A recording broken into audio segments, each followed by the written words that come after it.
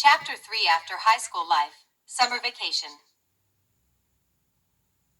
Summary: my breakup of my high school boyfriend, withdrawal from the friendship of my high school friends, the experience of rejection from my high school boyfriend, betrayal from friends, and refusal to believe in God's guidance.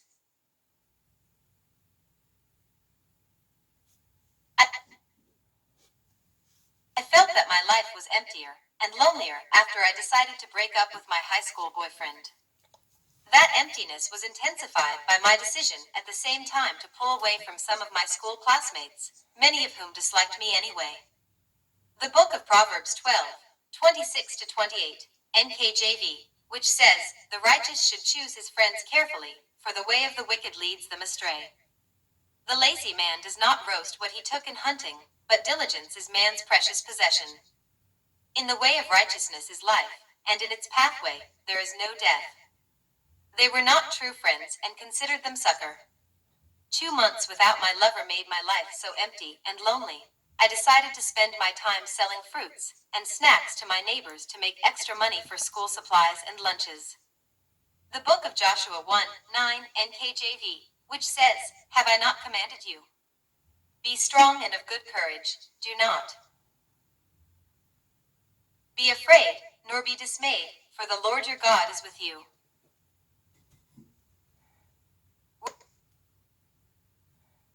wherever you go." Also, in the book of Philippians 4:13 NKJV, which says, "I can do all things through Christ who strengthens me." At the same time, I just tried to get away from the fact that I had lost my high school lover and friends, even though I was one of the pioneers who had established our group of high school buddies. I recalled so many events during our friendship. On one occasion when we went to church together, I noticed that some of my friends were busy talking behind other people's backs inside the church instead of listening to the words of God. At the same time, I found one of my friends was teaching another friend how to lie to her parents so she could come out with us to have fun. I was disappointed because of their evil behaviors. The book of James 1:26 NKJV, which 33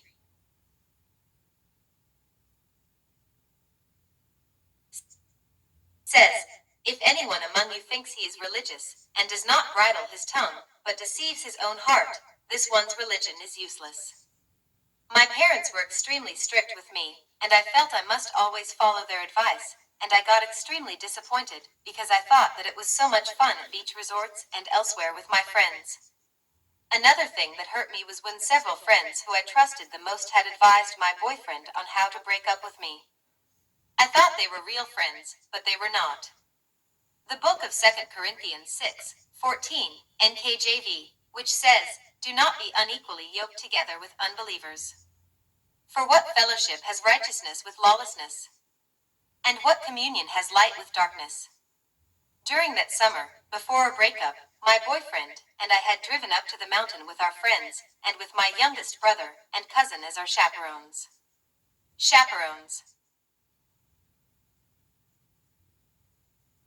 Mean few friends or family members who accompany and look after another person or group of people.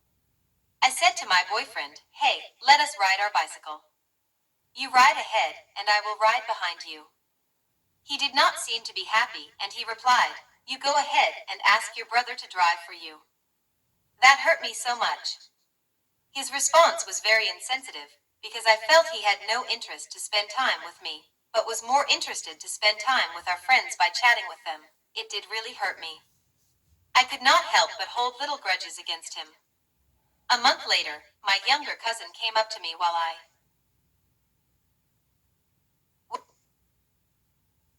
was selling fruits and snacks. Calling me Indy, a name of courtesy and respect for an elder, she said, "I saw your boyfriend riding his bicycle with one of your girlfriends who was standing behind him holding on to his back. They seemed to be so happy." When I heard that report, my heart broke, and I thought for several days about my past fun with him. I went to church by myself for several weeks, praying to God that he would take care of my wounded heart and send me real friends whom I could trust. God heard my prayers, saw how my friends mistreated me, and delivered me from the devils in my soul. In Psalm 34:18 NKJV, which says, "The Lord is near to those who have a broken heart, and saves such as have a contrite."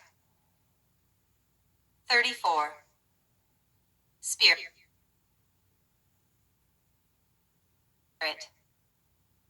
Also, in the book of Psalm 147:3, NKJV, which says, "He heals the brokenhearted and binds up their wounds." I began to attend a Catholic organization, where I felt truly welcome, and I fell in love with my new friends. My life began to turn around. After summer vacation, I applied for a working student scholarship program to one of our honorable private universities in my Philippine hometown, Cebu City. Fortunately, I passed the entrance examination in that university, and then I took another entrance examination at a government university just to qualify for a government scholarship program. I doubted that I would be able to pass that test, so I decided to take another working scholarship exam at one of the universities in my hometown. I passed that exam and found myself questioning which university I should enroll in. I did not check my test result at the government university because I had no faith in myself, and most of all, I had no faith in God. I did not trust Him enough that He could help me pass the test. I decided, instead, to enroll in the university where I took my working scholar, where I disliked the most, and was not known to provide the best teacher education program at all. After a couple of days, I was enrolled in this university that did not provide the best teacher education program. Then my uncle, who was working at the government university, which I liked the most and provide the best teacher education program, soon told me, "I saw the name, Kimberly Goldman, in the students' list of those who passed the entrance test. I presumed it was you." I was both excited and terribly angry with myself. Gosh, what a big mistake that I did not wait. What an impatient person I was. That is what happens if there is no faith in God. The book of Proverbs 3:5, NKJV, which says, "Trust in the Lord with all your heart, and lean not on your own understanding." The book of 1 Corinthians 14:33, NKJV, which says, "For God is not the author of confusion, but of peace, as in all the churches of the saints." At that time, I had no choice but to proceed in the hard step to study for my teacher education degree at the university I had disliked so much. 35. Additional Bible verses.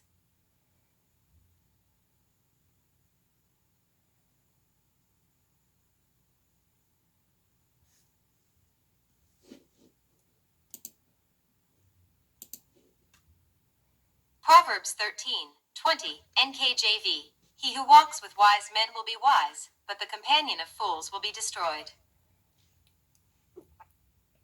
Ephesians 4:29, NKJV. "Let no corrupt word proceed out of your mouth, but what is good for necessary edification, that it may impart grace to the hearers."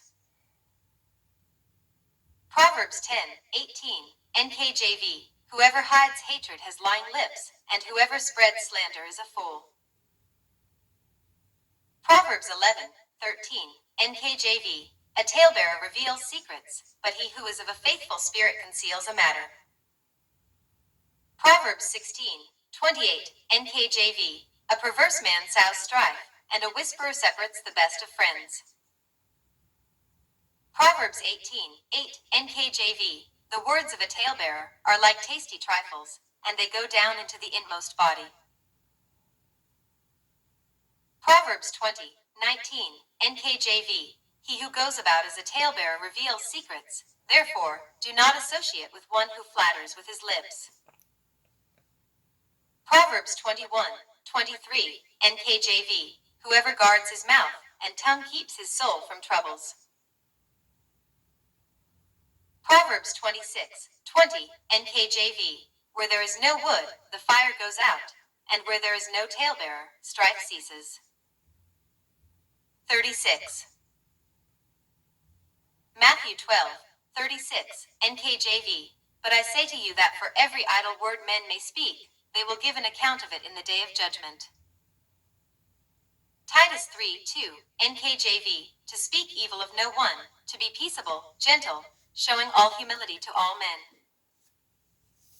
2 Timothy 2:16, NKJV, but shun profane and idle babblings, for they will increase to more ungodliness. Psalm 34:13, NKJV, keep your tongue from evil, and your lips from speaking deceit. Exodus 20:16, NKJV, you shall not bear false witness against your neighbor. Exodus 23:1, NKJV, you shall not circulate a false report. Do not put your hand with the wicked to be an unrighteous witness. Psalm 101:7, NKJV, he who works deceit shall not dwell within my house, he who tells lies shall not continue in my presence. Proverbs 6:16-19, NKJV, these 6 things the Lord hates, yes, 7 are an abomination to him: a proud look, a lying tongue, hands that shed innocent blood, a heart that devises wicked plans, feet that are swift in running to evil, a false witness who speaks lies, and one who sows discord among brethren. Proverbs 12:19, NKJV, the truthful lip shall be established forever, but a lying tongue is but for a moment. Proverbs 12:22, NKJV, lying lips are an abomination to the Lord, but those who deal.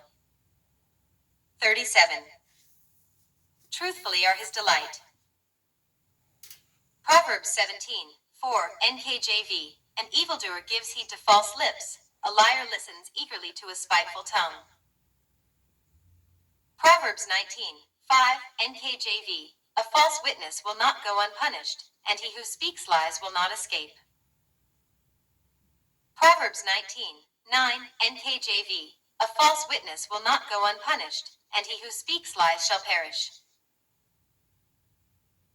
Proverbs 24:28-29, NKJV, do not be a witness against your neighbor without cause, for would you deceive with your lips? Do not say, I will do to him just as he has done to me. I will render to the man according to his work. Matthew 15:18-20, NKJV, but those things which proceed out of the mouth come from the heart, and they defile a man. For out of the heart proceed evil thoughts, murders, adulteries, fornications, thefts, false witness, and blasphemies. These are the things which defile a man, but to eat with unwashed hands does not defile a man. Luke 8:17, NKJV, for nothing is secret that will not be revealed, nor anything hidden that will not be known and come to light.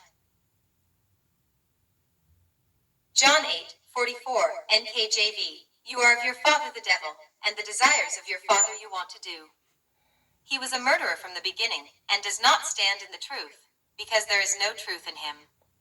When he speaks a lie, he speaks from his own resources, for he is a liar and the father of it. 38.